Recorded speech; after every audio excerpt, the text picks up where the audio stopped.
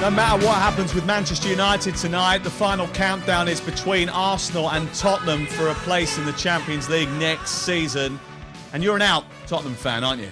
I am, yes. See, and you're worried, aren't you? Because you think it's done. You're like me. You think it could already be over.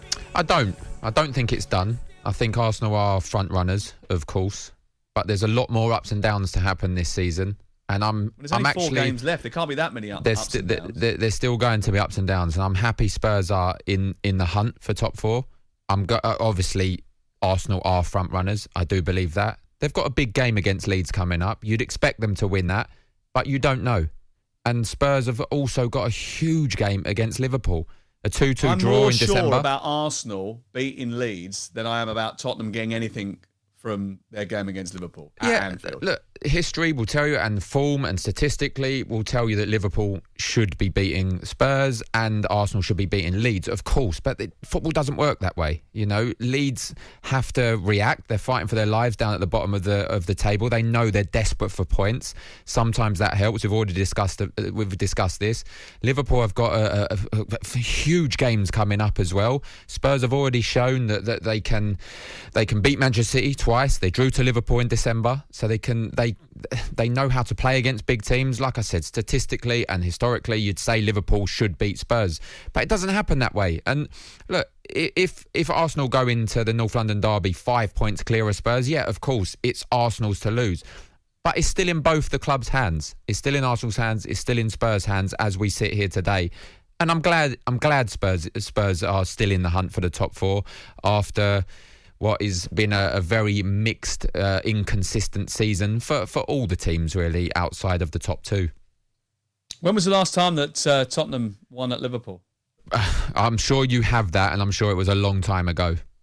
I'm still scrolling. I can't find it. I think it's May 2011. The last time they won there. That means nothing, though. It means nothing when the last time. It means, of course, it doesn't. You say that it doesn't mean anything. It does. It means that they traditionally don't go there and win. Yeah, but if it means something like that, then they may as well not even go. They may as well just give Liverpool the game. Of course, it's still a game of football, and Spurs can still win. You can understand why I'm saying to you, I believe that it's more likely that Arsenal, on their current run of form, have won the last 3 games, will beat a Leeds side that have struggled against teams that are very good, like your Manchester Cities as they did at the weekend, even against Tottenham, actually, when I was up there earlier in the season. Than having any confidence at all that Tottenham are going to go to Liverpool and beat them. Liverpool on a relentless run. They've won 13 of the last 14 league games. And unless Tottenham beat them, they're out of the race. Because if they were to lose against Liverpool, right, and Arsenal were to get even a point in their game against Leeds United, and they'll probably get all 3, then the North London derby becomes almost like irrelevant. Because even if Tottenham win it, the chances of them overhauling Arsenal are going to be incredibly difficult. The fact is that Arsenal will have the upper hand. They'll know that they just have to keep Tottenham at arm's length in that North London derby after this weekend, because results are going to dictate that they've probably got a 5-point lead. Yeah, look, like we've discussed, if you look at the league table now, you look at form of all the clubs, you'd expect Liverpool to beat Spurs, you'd expect Arsenal to beat Leeds. That should be a foregone conclusion, but it doesn't work like that in football. Look at Arsenal's performances, Palace, Brighton, Southampton. No one thought they'd lose, and then after that, it was, it's done. Arsenal are out of the top 4. They then go on to beat Chelsea. They beat Manchester United. They beat West Ham. You'd look at them 6 games and you think that should be reversed in terms of the results, but it didn't work like that. Spurs losing to Burnley, losing to Southampton. I can't remember the other one. And then beating Manchester City twice. Brighton, then beating Manchester City twice. You wouldn't expect those results this season. But no, you wouldn't expect them, and you're absolutely right. And I do think that Arsenal have had a great degree of fortune in getting to the position that they're in. But you're at the business end of the season now. There's only 4 games to go. There's no room for error for anybody. And ultimately, Arsenal have broken the back of what have been quite difficult fixtures in this running. You know, they got over the line against Chelsea. They got over the line against Manchester United. Those 2 fixtures were the one that were going to come and bite them in the backside. And ultimately, they didn't, because they got a little bit lucky. They got lucky in that game. You know, against Manchester United, for a large part of that game, they were the second best team in it. But ultimately, Bruno Fernandes misses the penalty. Arsenal go up the other end and score a worldie in Xhaka, and then that is done. That's done. Yep. So they have got a bit of fortune. The question is whoever gets into the Champions League, And there is an outside chance that it might be Tottenham, although I'll go back and have a look at that statistical analysis for you in just a second, and I reckon that the chances are very, very low of them getting into the top four.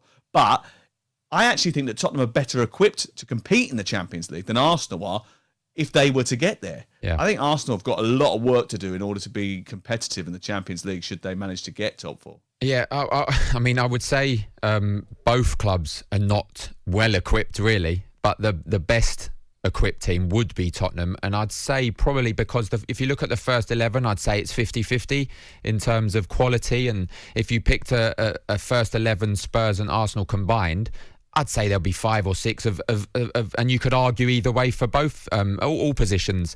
However, the manager for me makes the big difference in all of this. Antonio Conte is an elite manager. He knows exactly how to play in European football, and look, Mikel Arteta. And I agree with Darren Bent. I was on the show when he said that he deserves his chance. He's earned the right to have more respect off of people because how he's turned the season around. I think he's earned the right. But Antonio Conte. But then I look at look, whoever's in the top four, they're going to have 2 sets of lists of which players that they're going to sign. One if they're in the top 4, and one if they're not in the top 4. But that shouldn't be the case because they're both clubs that actually want to establish themselves in the Champions League over the long term, not just in the short term. It can't be a short-term fix. They need to be recruiting players to get to the level that they actually want to get to, not necessarily just because this year they're not in the Champions League and next year they might be. Ultimately, if you've got a good recruitment strategy, you're recruiting players because you think they're going to enhance your squad. Yeah, you are recruiting, and I'm sure both of those teams, talking about Arsenal and Spurs, will have players in mind if they don't get in the top 4 that will help them get to the top 4. But then you've got to look at players want to play in the Champions League. So that's why I'm talking about 2 lists, because if you're not in the Champions League and you go for these big players that want to play in the Champions League, they're going to say no. You know, they're going to pick the Champions League team. So but that's next year. So if you're signing someone because they want to play in the Champions League, you might sign someone, they join Arsenal, they play in the Champions League next year. But actually, Arsenal haven't got enough players to compete in the Champions League and the Premier League. They fall out of the top 4. They finish 6th next season, and actually, it's Tottenham who end up in the Champions League next year. So it's sort of you can't. I don't think as a player you can ever look at a club like Arsenal and Tottenham and sign for them because they've got Champions League football next season. It's got to be you've got to buy into a longer term project at both these clubs. And ultimately, if you're looking at longer term projects, which one do you favour? Arsenal or Tottenham? Arteta or Antonio Conte? 03717223344 if you want to get in touch.